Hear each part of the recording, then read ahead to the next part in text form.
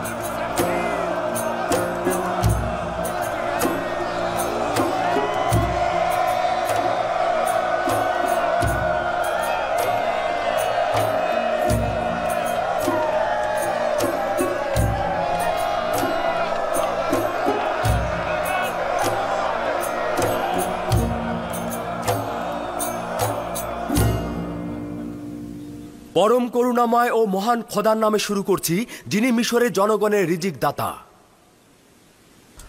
বাল্য বয়সে মাননীয় মন্ত্রী আজিজে মিশর পুতিফারের জন্য একটি কিতাব পড়েছিলাম। কিতাবটিতে মিশরের আগামী দিনের ভবিষ্যৎবাণী করা হয়েছিল।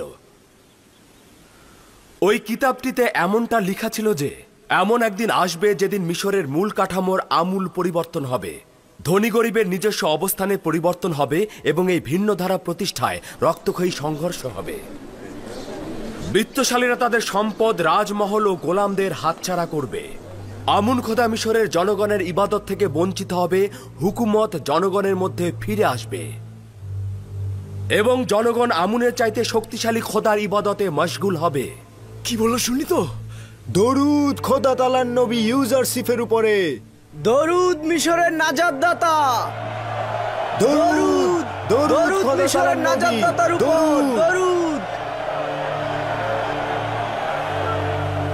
আর জনাব পুতিফারের খুব ইচ্ছে ছিল যে তিনি এই দিনটির সাক্ষী হবেন, কিন্তু বয়স তাকে সেই সুযোগটি দিল না। তবে আপনারা কিন্তু সেই ভবিষ্যৎবাণী প্রতিফলনের সাক্ষী হয়ে রইলেন।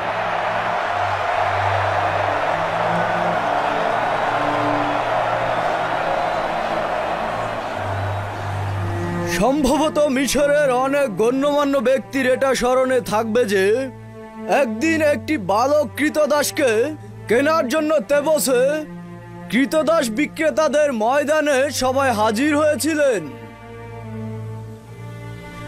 আজ সেই কৃতদাস বালক মিশরের সকল জনগণের মালিক।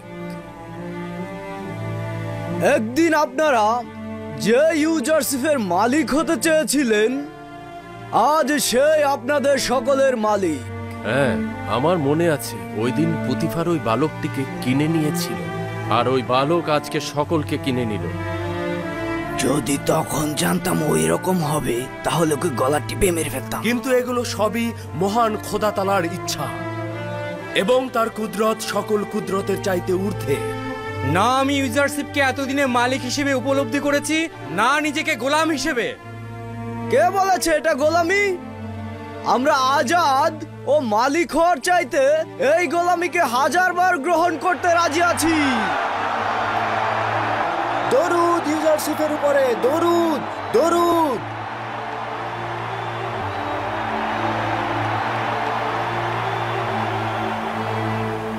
আজ আমি আপনাদেরকে এখানে ডেকেছি যে কারণে ইউজারশিপ ও মিশরের হুকুমতের গোলামি থেকেও আজ আমি আপনাদেরকে আজাদ করে দেব। প্রকৃতপক্ষে যারা একাত্মবাদী খোদার ইবাদত করে তারা অন্য কোনো হুকুমত ও কুদরতের কাছে মাথা নত করবে না। আজ থেকে আপনারা আজাদ, তাই আপনারা নিজেদের ও পরিবারের গোলামি থেকে মুক্তির সনদ গ্রহণ করবেন।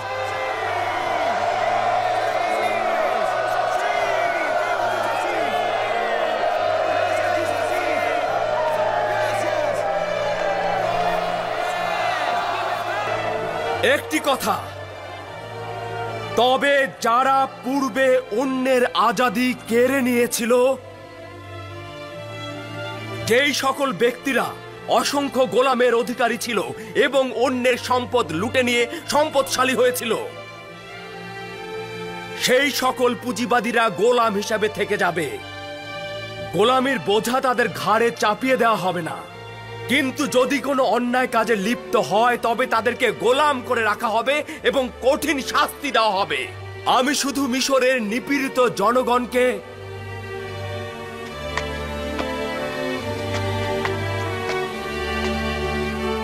গোলামির অভিশাপ থেকে মুক্তি দিতে চেয়েছি এবং জুলুমকারী গোলামের মালিকদের শেকল পরাতে চেয়েছি।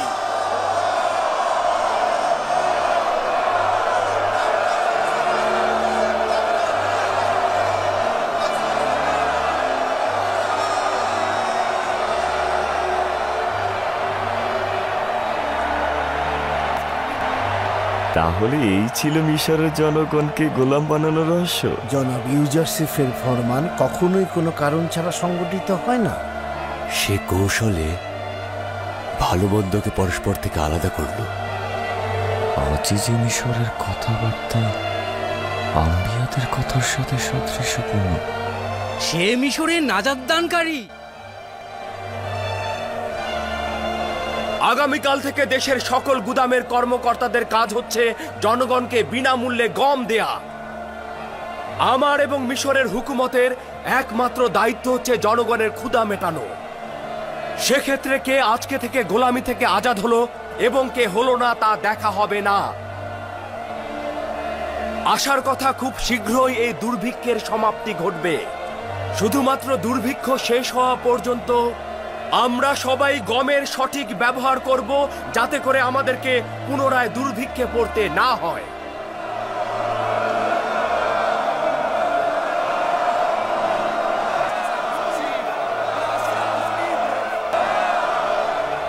পূর্বে এটি আমুনের ইবাদতখানা ছিল। এখন থেকে এই জায়গাটি হবে এক এবং অদ্বিতীয় খোদার ইবাদতখানা। পরবর্তী অনুষ্ঠানের পূর্বে এখান থেকে খুব দ্রুত শিরক ও কুফরি ইবাদতের সকল আলামত পরিষ্কার করে ফেলবে।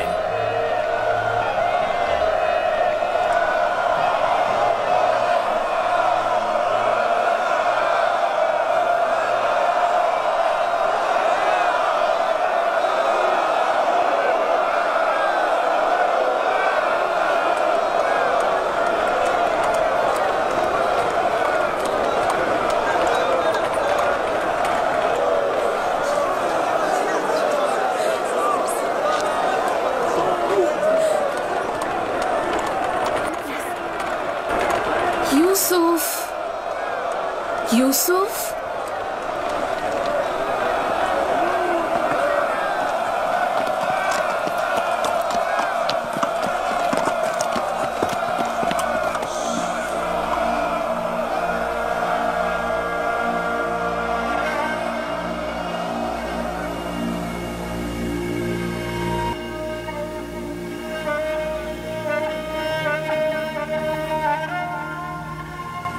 আচ্ছা, কে আমাকে কেনানি নাম ধরে ডাকলো? ইউসুফ, ইউসুফ।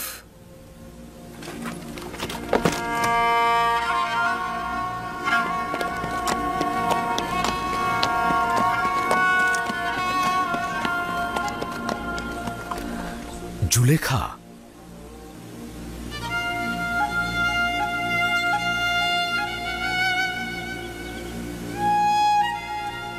তুমি এখানে কি করছো? আপনার অপেক্ষায় ছিলাম। তো এখানে কেন? আর কোথা থেকে জানলে যে আমাকে এখানে পাওয়া যাবে? গতকাল আপনার চলে যাওয়ার পরে খোদা তাআলার কাছে চাইছিলাম, যদি কল্যাণ মনে করে তবে যেন আপনাকে আমার দিলে জায়গা দেন। ধৈর্য ধরতে পারছিলাম না। খোদা তাআলার ইশক আমার কলবে থাকবে, কিন্তু তার রাসূলের কোনো প্রভাব থাকবে না।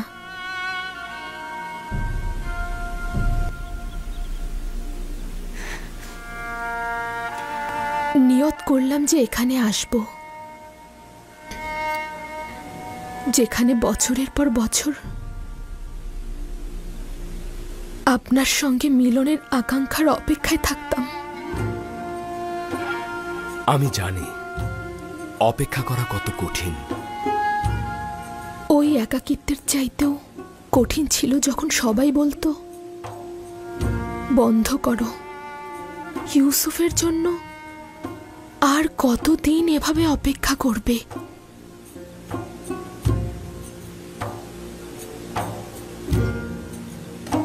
নিজেকে বলেছিলাম যদি এইবার সাড়া না দেয়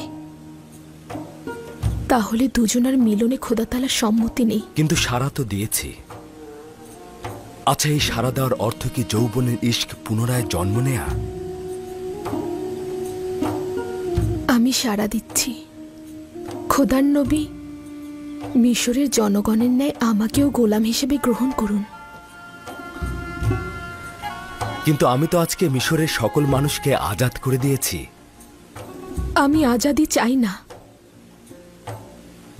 আমি স্বেচ্ছায় বন্ধন গ্রহণ করছি। মোবারক হোক, এই বন্ধন মোবারক হোক।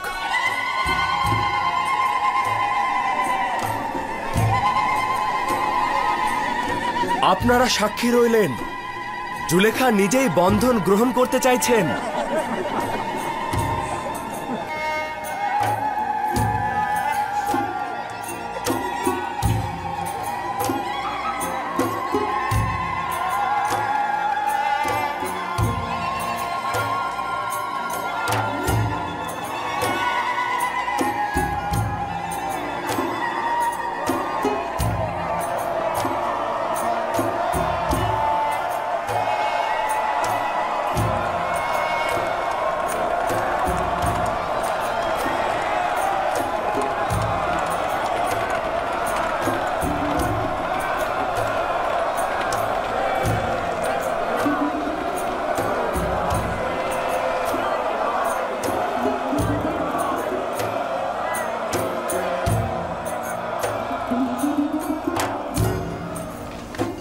আবারও ক্যানানের এই 10 ভাই, শুক্রিয়া। যাও যাও ভেতরে যাও।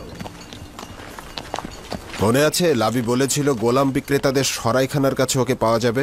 হ্যাঁ মনে আছে, সরাইখানা তো ওইদিকে, তাই না? চল চল দেখি।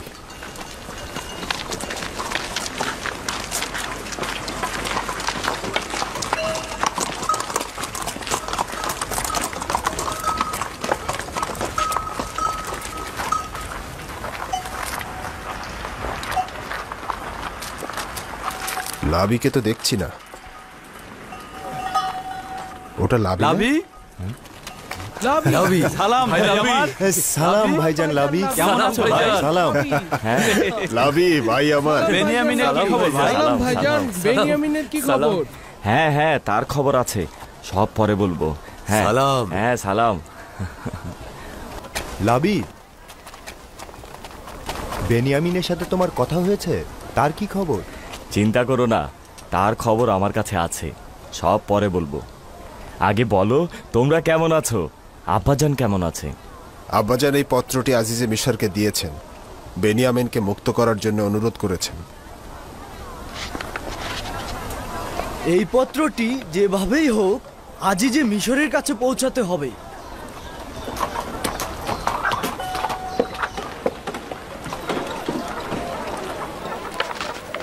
অবশ্যই আজিজে মিশরের কাছে পৌঁছাতে হবে।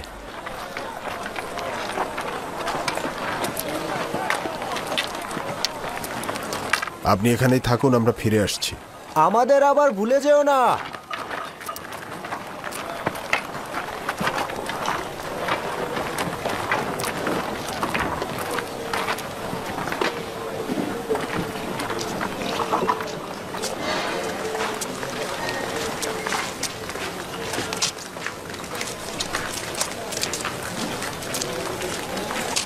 না না, কোনো গোলামি নয়, বেনিয়ামিন এখন শাহজাদার মতন জীবন কাটাচ্ছে, এমনকি আজিজে মিশর তাকে চোখের মনি করে আশ্রয় দিয়েছে, মেহমানদারি করছেন। শাহজাদার না চোখের মনি করে রেখেছে? তুমি নিজে চোখে দেখেছো? হ্যাঁ হ্যাঁ, আমি নিজের চোখে দেখেছি, সব জায়গাতেই তার সাথে নিয়ে যায়, বুঝলে? তার মানে সেই ইউজারশিপের বিশেষ গোলাম, তাই না? আমি বলছি বেনিয়ামিন শাহজাদার মতো জীবন যাপন করছে, আর তুমি বলছো সে বিশেষ গোলাম। দেখছি তার ভাইয়ের মতো সৌভাগ্যের মোহরানার অধিকারী। বেনিয়ামিন আজিজে মিশরকে এমন ভাবে আকৃষ্ট করেছে যে সে এক মুহূর্তের জন্য তাকে আলাদা করে না। এসো।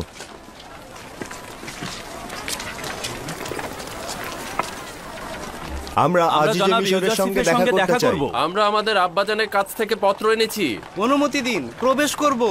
তোমাদের এখানেই অপেক্ষা করতে হবে। আমি জনাব হোডেনহোবের সঙ্গে কথা বলে আসছি, কারণ তোমাদের রাজমহলে প্রবেশ করার অনুমতি নেই। জনাব মালিক,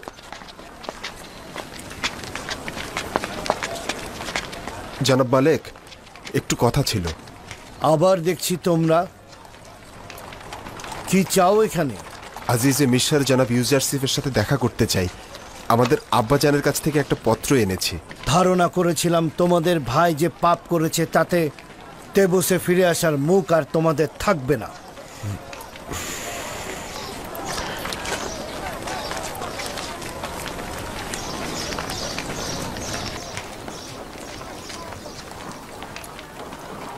আচ্ছা ঠিক আছে, আমার সঙ্গে এসো। চলো যাই, চলো যাই।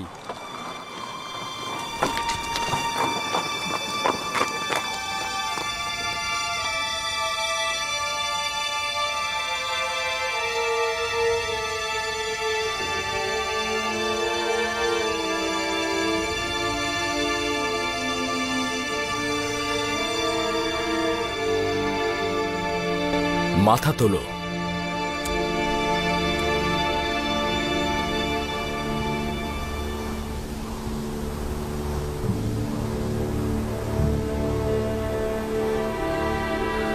বলো কি চাও?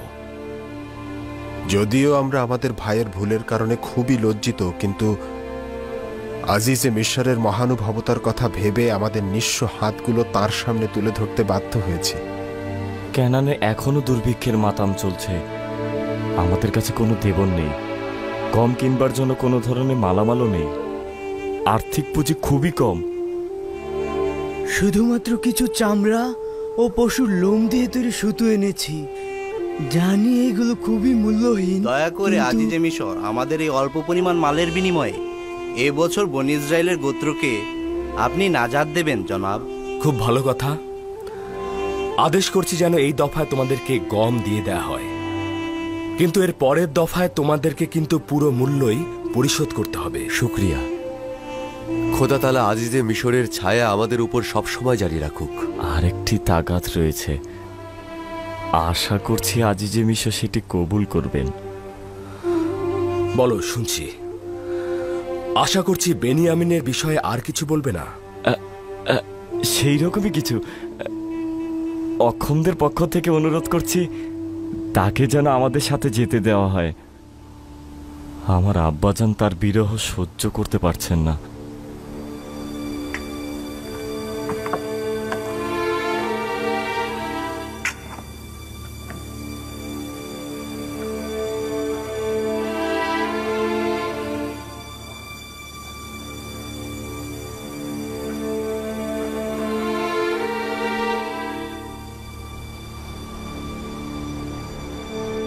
বলেছিলাম না তার অবস্থা ভালো আছে? তাকে দেখে তো কোনোভাবেই গোলাম মনে হচ্ছে না। আব্বাজানের পত্র কোথায়?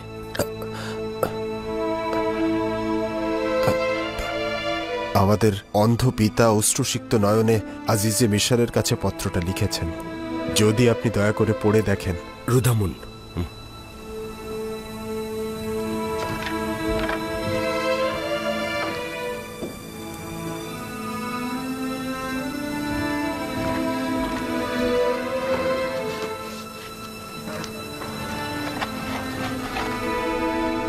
আল্লাহর বান্দা ইয়াকুব, আজিজে মিশর ইউজারশিপ বরাবর লিখছি, মহান খোদা তাআলা রেসালাত ও নবুয়াত প্রাপ্ত অভিজাত পরিবার বর্গের উপরে দুঃখ বেদনা ও বালা মুসিবত নাজিল করে তাদেরকে তিনি পরীক্ষা করেন। আমার দাদাজান হযরত ইব্রাহিমকে নমরুদের আগুনে তিনি পরীক্ষা করেছেন। এছাড়াও আমার চাচা যান হযরত ইসমাইল জাবিউল্লাহকে কোরবানির পরীক্ষা দিতে হয়েছে এবং আমাকেও আমার এমন এক পুত্রের বিচ্ছেদে আক্রান্ত করেছেন যে কিনা আমার চোখের মণি ও কলবের শক্তি ছিল। একদা তার ভাইরা তাকে মরুভূমিতে নিয়ে গেল, কিন্তু শুধু রক্ত মাখা জামা নিয়ে ফিরে এলো। ইউসুফের মায়ের গর্ভে আরো একটি সন্তান জন্মেছিল। আমি তার শরীর থেকে ইউসুফের ঘ্রাণ শুঁকতাম। ইউসুফের বিচ্ছেদে যে আমার কলবের ঔষধ ছিল, তার ভাইরা তাকে আপনার কাছে নিয়ে গেছে কিন্তু ফিরিয়ে আনেনি। আপনি তাকে চুরির অপরাধে গোলাম হিসেবে গ্রহণ করেছেন। নিঃসন্দেহে আহলে বেত ও রেসালাতের সঙ্গে সম্পদের কোনো সম্পর্ক নেই। পরিশেষে শুধু বলতে চাই যে পুত্রদ্বয়ের বিচ্ছেদে না আমার শরীরে কোনো শক্তি সামর্থ্য রয়েছে, না আমার চোখে নূর অবশিষ্ট রয়েছে। আপনার কাছে শুধু একটি অনুরোধ, বন্দি ছেলেটিকে তার বৃদ্ধ বাবার কোলে ফিরিয়ে দেবেন। এর বিনিময়ে খোদা তাআলার দরবারে আপনার কল্যাণে দোয়া করব। আর যদি এটি ভিন্ন অন্য কিছু করেন এবং এই দুঃখ কষ্ট বহনকারীর প্রতি অনুগ্রহ না করেন, তবে আমার কলিজা ছেঁড়া আত্মচিৎকারে আপনার সপ্ত স্তরের চামড়াও জ্বলে পুড়ে ছারখার হয়ে যাবে এবং এই অগ্নিস্ফুলিঙ্গ প্রতিরোধে আপনার কোনো শক্তি কাজে আসবে না। খোদার বান্দা ইয়াকুব।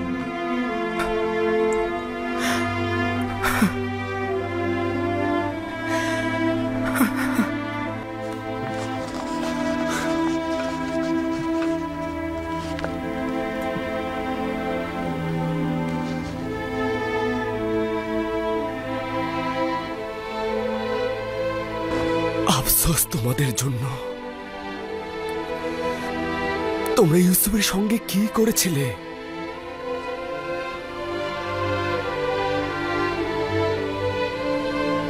তোমরা কি জানো তোমাদের পিতা তোমাদেরই ভুলের কারণে কত দুঃখ বেদনা বহন করে চলেছে?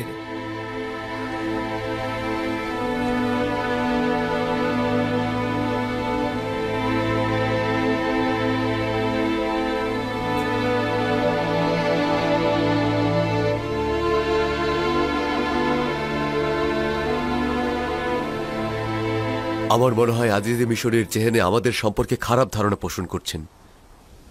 আমরা আমাদের ভাই এবং আব্বাজানের সাথে কোনরূপ অন্যায় করিনি।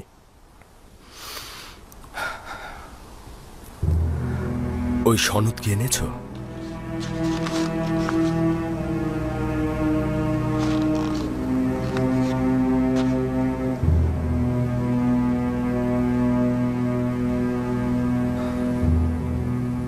তাহলে তোমরা কোনো পাপ কাজে লিপ্ত হওনি, ঠিক তো? আমরা হাকিকত ছাড়া কোনো বিষয় অবতরণ করিনি, বিশ্বাস রাখুন। ঠিক আছে,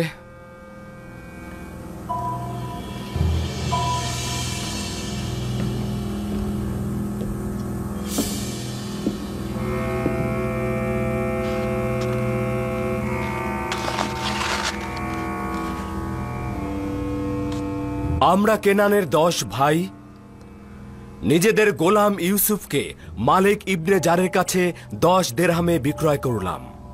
শর্তসমূহ হচ্ছে তাকে মিশরে নিয়ে যেতে হবে অথবা দূরের কোনো দেশে নিয়ে যেতে হবে, যাতে সে কোনোভাবেই কেনানে ফিরে না আসতে পারে। লাবি ও শামুন এই সনদে স্বাক্ষর করেছে। বেহাত এটা শামুনের লেখা। তো তোমাদের মধ্যে শামুন কে?